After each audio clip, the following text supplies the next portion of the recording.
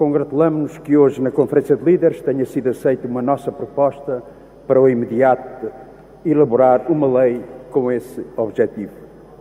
É preciso também que o Governo esclareça, e é ao Governo que compete esclarecer, no meio de relatórios e informações contraditórias, o que correu mal ao nível dos meios, das comunicações, das hierarquias de comando no ataque àquela tragédia. Mas não podemos ficar por aqui. Há coisas que são óbvias. A ausência de ordenamento do território e da floresta, limpeza nas matas, abandono, ausência de prevenção e fiscalização. Mas isso também não chega para explicar tudo o que é essencial.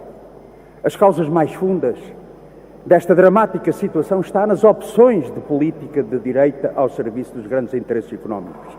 Está no enfedoamento dessa política aos ditames da União Europeia, com as suas regras, os seus constrangimentos, expressos na obsessão do déficit, na destruição do aparelho produtivo, designadamente na agricultura, nos cortes da despesa pública, na fragilização e desmantelamento da administração pública, na desvalorização dos seus trabalhadores, de técnicos que hoje fazem tanta falta, tendo em conta a situação que estamos a viver, que induziram às vulnerabilidades estruturais do país, nos planos alimentar, energético, de ordenamento dos serviços públicos.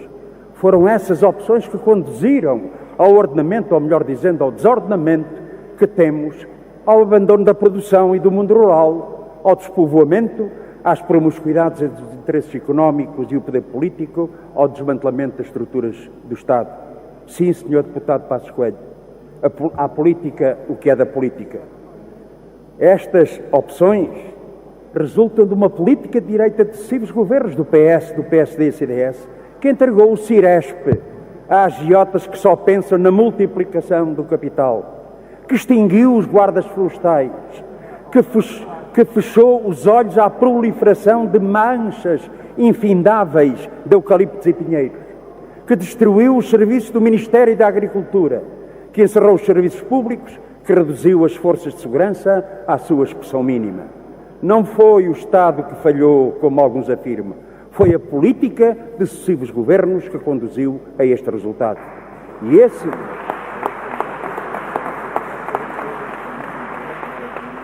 esse é o caminho que é preciso romper. O problema não é de consensos em palavras. O consenso, aliás, só falhou nesta matéria com o anterior governo, que, além de outras questões, desviou quase 200 milhões de euros das florestas na reprogramação do PRODER. A questão está em pôr em prática com urgência muito do que já foi consensualizado há muito tempo. E há uma prevenção fundamental. É que boa parte das medidas necessárias nem sequer precisam de legislação. O que precisam é de meios financeiros e alguns deles, meios muito avultados, que terão de ter incidência no Orçamento do Estado, já este ano e no 2018.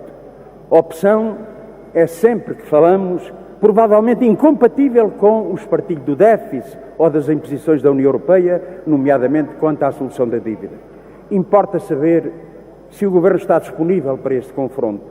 Importa saber se o Governo está disponível para acudir à floresta portuguesa como se fosse um banco a precisar de resgate. Está, Sr. Primeiro-Ministro. Muito obrigado. Esteja descansado, Sr. Primeiro-Ministro. O PCP, com certeza, apresentará propostas, não só sobre a questão do reordenamento, mas como também em relação a outras medidas que naturalmente são necessárias. Estou a falar dos sapadores, estou a falar, enfim, dos guardas florestais. Poderia falar aqui de muitas coisas, de propostas concretas que temos, verá a nossa disposição para isso. Permita-me, Sr. Primeiro-Ministro, que transmita mais uma má notícia. Os resultados divulgados hoje do relatório de inverno do Observatório dos Sistemas de Saúde, em que se destaca uma conclusão. São os mais pobres que têm mais dificuldades de acesso ao serviço e dos medicamentos. Eles confirmam preocupações que temos expressa ainda na passada segunda-feira numa declaração política que fizemos. Desde logo o subfinanciamento crónico em que o CNS está sujeito e que é responsável pelo atraso na renovação de equipamentos, pela não contratação de milhares de profissionais em falta, nomeadamente médicos e enfermeiros, a situação que põe em causa qualquer objetivo de redução dos tempos de espera, seja nas consultas de especialidade, seja nas cirurgias, pela acumulação de doentes nas urgências, pela desvalorização profissional e salarial dos profissionais em atividade, pela não implementação de uma verdadeira política de promoção de saúde e prevenção da doença. Subfinanciamento que contribui não só para o aumento das transferências para os grupos privados, como obriga a maioria das famílias portuguesas a gastos insuportáveis com a saúde. Mais de 1.300 euros ano, uma das maiores taxas da União Europeia. A questão que lhe quero colocar é para quando a mudança de política de saúde que o povo português espera e que expressou nas urnas em 2015. Mas, Sr. Primeiro-Ministro, como nem tudo é mau na vida, uma boa notícia. Esta semana ficamos a saber que o Governo finalmente se decidiu por um investimento na manutenção da frota nos navios da Transteja e da Soflusa de 10 milhões de euros.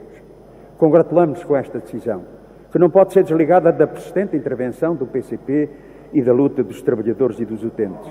Mas se este investimento permitirá a curto e médio prazo colocar no funcionamento uma parte dos navios que estavam parados, é preciso ir mais longe, não só na reativação dos estaleiros de manutenção, mas também no alargamento das ofertas de carreiras que foi dramaticamente atingido ao longo dos anos. É uma frase, Sr. Presidente. Simultaneamente, coloca-se o problema do metro de Lisboa, a reclamar também investimento, contratação pessoal, por forma a responder às populações. Será que o Governo, portanto, vai dar resposta a estes problemas? Foi dado um passo, mas ainda falta fazer o caminho. Muito obrigado. Obrigado, Sr. Deputado.